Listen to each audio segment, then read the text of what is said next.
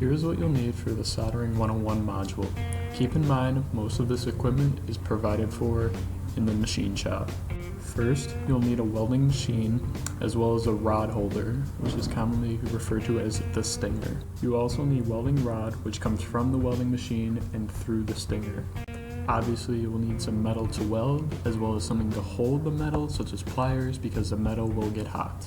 In regards to safety, you will need a welding hood to protect your eyes and face, welding gloves to protect your hand and arms, and a welding jacket to protect your upper body and upper arms. And now, here's John Gast from UB's chapter of American Society of Civil Engineers to talk about some safety considerations. The first thing we got to do before you do anything is you talk about safe practice, right? It's a hot process.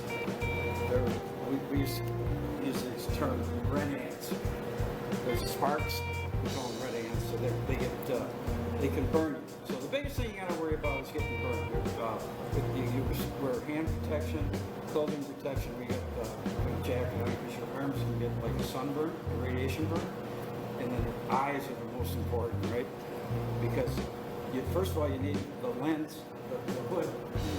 It protects your eyes and it allows you to see the art. It filters out the different filtering in here so you can see what you're actually welding. But it protects your eyes, it protects your face from the sparks and the red ants and also from the radiation. The other thing is when you're welding is if you take your gloves off, you gotta be careful you don't grab something hot. It happens to all of us. I haven't had it happen in a long time, but it happened to me many times. So you got to be careful. And I notice all the students have a tendency to grab stuff and they're not sure whether it's hot or not. So that's it. So for protection, when you're welding, you wear one of the welding jackets. And you got to watch out for the sparks coming down. They bounce off the floor. Wear hand protection, gloves, face mask. And now, John will talk about the welding machine and how the wire comes from the machine through to the stinger. Okay, now this is the speed. See how much faster it goes? Keep it right on. This is the speed, the wire speed here, and the amperage. Okay, that's good. And then the voltage is down here.